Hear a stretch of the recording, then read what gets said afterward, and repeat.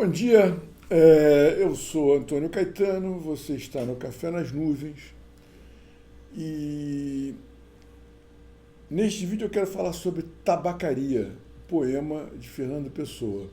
Não vai ser o único vídeo em que eu vou falar desse poema, eu já falei dele em outros vídeos, né? Mas agora me deu vontade de falar dele nesse exato momento, inclusive. Eu falei, eu vou gravar em vez de escrever, né? Eu considero Tabacaria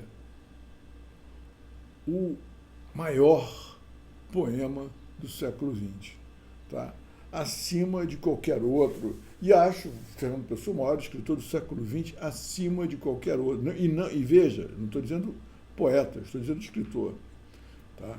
Eu acho o livro do Desassossego o mais grandioso texto em prosa do século XX e acho Tabacaria o mais grandioso texto em poesia do século XX. Né? Ah, mas T.S. Eliot, nada do Eliot se equipara a Tabacaria, apesar de igualmente grandioso, mas Tabacaria é um negócio inesgotável. Ah, e Joyce, comparado ao livro do Desassossego, Ulisses, na verdade, por melhor que Ulisses seja, Ulisses, hoje, no mundo global que nós vivemos, no mundo onde, por exemplo, essa ainda demência artificial em circulação, ela servirá imediatamente muito bem para a tradução. Então, antigamente, nesse mundo global, onde as traduções são cada vez não só possíveis, mas mais rápidas e mais precisas, o aspecto provinciano de Ulisses vai ficar patente, porque antigamente as pessoas batiam no peito, né, o pessoal de língua inglesa, Ulisses é intraduzível, fulaninho traduziu Ulisses, que espetáculo. Um livro intraduzível, e aí isso vale para Guimarães Rosa, é um livro provinciano. É um livro que só pode ser lido não apenas pelos nativos daquela língua, mas como os praticantes daquela língua em determinado lugar, porque no caso a Irlanda de Joyce, né? E naquele tempo ainda tem essa, porque quer dizer assim, aquele contexto linguístico que vai gerar aquele livro, ele tende a se deteriorar, ou se alterar, pelo menos, com o tempo. Né? Então, um dos critérios futuros, ou mais imediatos, aí, mais próximos de universalidade, será, mais evidentemente ainda, a sua tradutibilidade. Né? A possibilidade de traduzir aquele texto para outras línguas sem perda de conteúdo ou qualidade, ou com uma perda mínima de conteúdo, né? De qualidade conteudística, isso existe? Não sei. Né? Sem perda de significado, né? Ou de reverberações. Né? Então, se você pega, por exemplo, o livro do Desassossego e compara com Ulisses, nesse sentido, Ulisses é um livro provinciano. Apesar de toda a sua grandeza. Eu não consegui ler. Eu tenho aqui as duas traduções em português, comecei as duas. Não cheguei até o final, porque é difícil, é meio maçante, na verdade. Em inglês, para mim, é impossível, nem vou tentar. Né? Então, eu estava aqui pensando, mas por que eu resolvi gravar isso? Tudo isso que eu estou falando aqui, eu já falei em algum outro vídeo. Ou falei nunca, talvez tudo junto, mas espalhadamente. Né? Mas, enfim, uma coisa que eu nunca falei e que eu estou gravando por isso é, por exemplo, que já denota... Ih, vou ter que interromper. Hello, Moto. Que já denota a grandeza de Ulisses, de Tabacaria, é o comecinho, os 4 primeiros poemas. Vou interromper aqui um pouco. Voltando aqui, porque tocou o telefone, aí eu tive que interromper, mas pelo menos interrompi no momento certo, que eu ia fazer uma pequena reflexão rápida sobre a abertura de Tabacaria, né? Onde já a grandeza do poema fica toda ali evidente, né? E isso usando, talvez, os 3 primeiros versos são...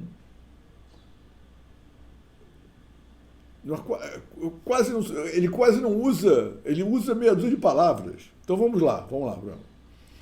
Não sou nada, é o primeiro verso. Não sou nada. Você diz. Aí é engraçado, é um poema, quer dizer, é um verso que você pode interpretar de uma maneira positiva, negativa ou neutra, né? Negativo, obviamente, é fácil de entender, né?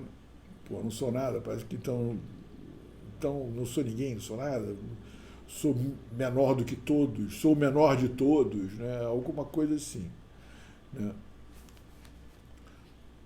Será esse o sentido? Não sabemos, é o primeiro verso, né? Quando eu digo no sentido neutro, que é um sentido até também mais fácil de capturar, que é o sentido que a gente pode chamar de físico, do ponto de vista da física, da astronomia, da cosmologia, não é? E mesmo no sentido metafísico. Não sou nada, claro, comparado com, por exemplo, o universo inteiro, sabe? Comparado com até mesmo com a própria Terra, com a própria vida, com a montanha, enfim, me comparando com outros seres, aí há uma certa equivalência, né? Porque pensa, né? Quem é Antônio Caetano? Que importância tem Antônio Caetano? Teve, terá. Como é que a gente pode... Ou mesmo, vamos pegar alguém mais importante, o próprio Fernando Pessoa, né? Que eu digo aqui, o maior poeta do século, o maior escritor do século XX. Ainda assim, somos uma... Sob o ponto de vista da duração, né? Duramos menos que um grão de areia, né? Sob o ponto de vista da contribuição para a humanidade, sim, mas é algo que vai aos poucos e às vezes acaba se diluindo, né?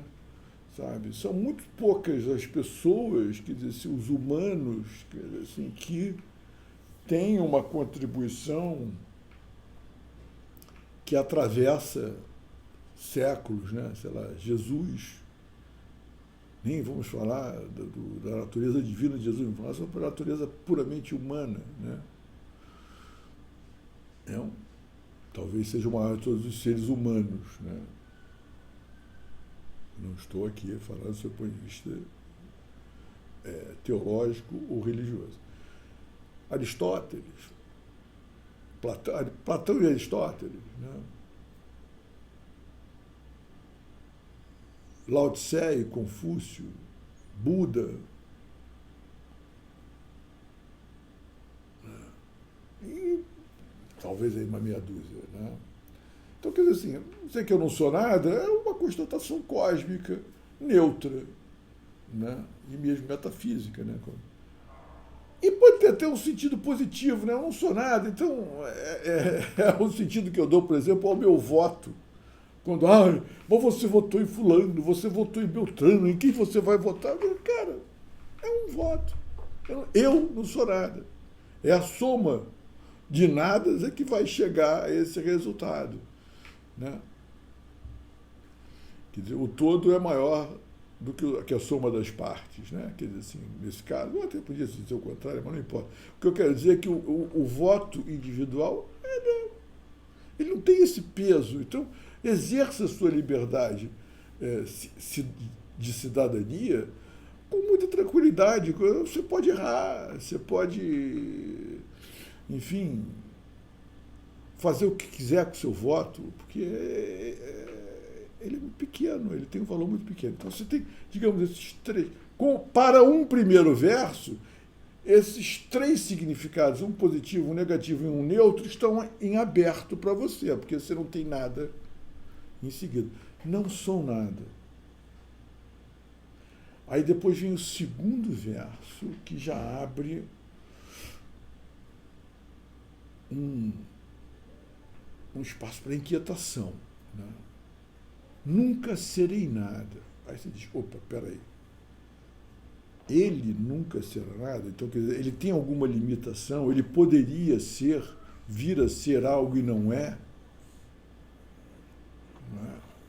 Aí isso é uma característica própria do Fernando Pessoa, do Antônio Caetano. Ele sofre algum problema, sabe?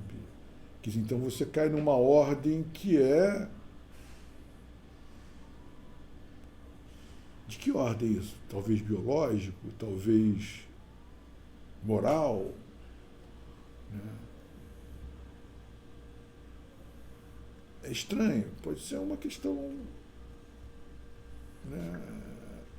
Mas pode ser também metafísica, nunca serei nada, quer dizer, é pessoal, mas também será porque ele nunca será nada porque ele é humano, ele é homem, então ele não é um anjo, por exemplo, supondo que existam anjos.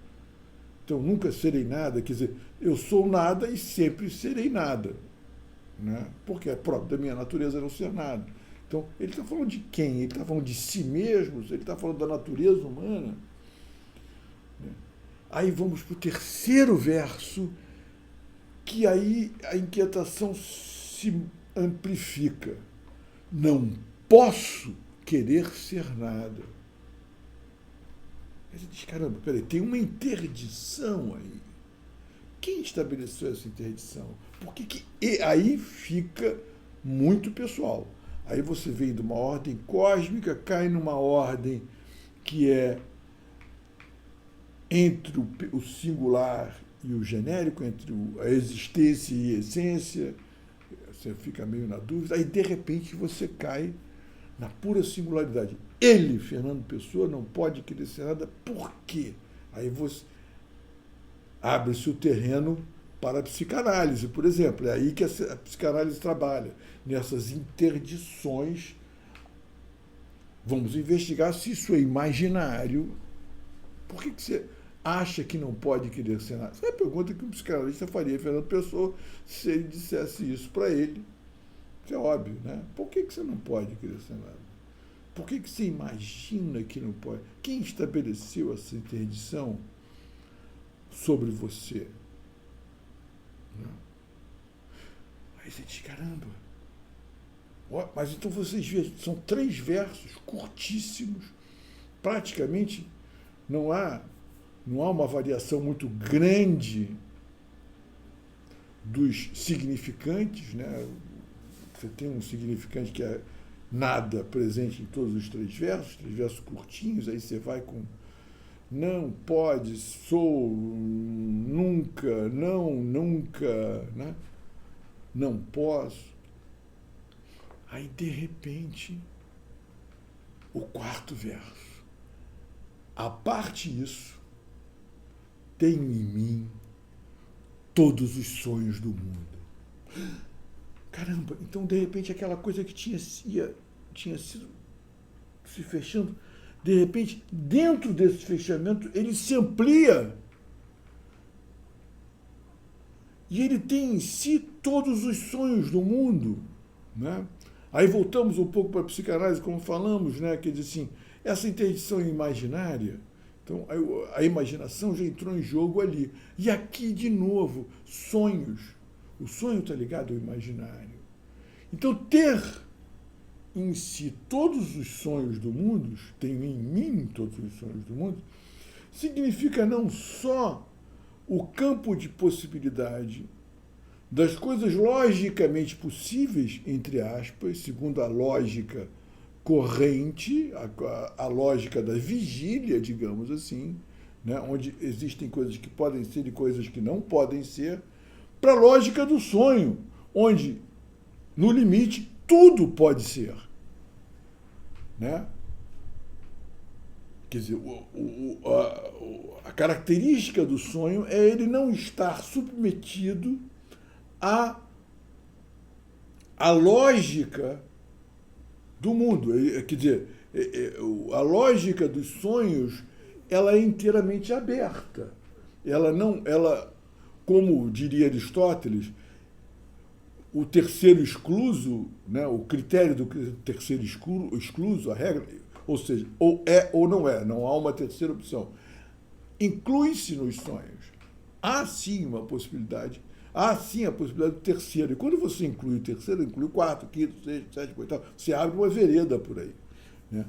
As coisas podem ser e não ser ao mesmo tempo, ou ser ao mesmo tempo muitas coisas dentro dos sonhos. Isso é o mais comum, inclusive. Né? E aí, quer dizer, esse ser aqui não é nada, nunca será nada, e não pode querer ser nada, tem em si a totalidade das coisas, do mundo, enquanto possibilidade de ser. Olha que definição da mente e do espírito humano. Isso é de uma grandiosidade, né? Incrível. E olhe exatamente essa passagem, esse contraste. Você vai descendo até quase virar um grãozinho de areia comprimido por uma interdição terrível e, de repente, blum! Tudo está contido virtualmente em você. Então você é nada e você é Deus. Olha que loucura, que coisa incrível, em 4 versos. Né? E um detalhe, para quem acompanha aqui o canal e sabe da minha paixão por Descartes e pela minha interpretação muito pessoal das meditações cartesianas. É exatamente nesse estado que Descartes, em face do gênio maligno, se põe, como eu interpreto as meditações. Vocês podem procurar aqui Meditando com Descartes. Tá? Eu até poderia repetir essa interpretação, né? mas acho que não é o caso agora. Então vocês vejam a grandeza desse. Isso é o começo, são os 4 primeiros versos de Tabacaria. Aí depois segue, e aí é um verso, cada verso é mais significativo. Eles vão numa. Cara, é incrível, é incrível. Eu gostaria até de fazer. Vou fazer uma série. Vou fazer uma série. Vou fazer uma série Tabacaria 1, 2, 3, 4. E vamos analisando pedacinho por pedacinho, pedacinho por pedacinho. Pronto, está decidido. Fechou. Bom, eu vou agora olhar lá o outro, que eu não sei nem como editar. Então eu vou começar agora essa série. Esse é o 2, o outro foi o 1.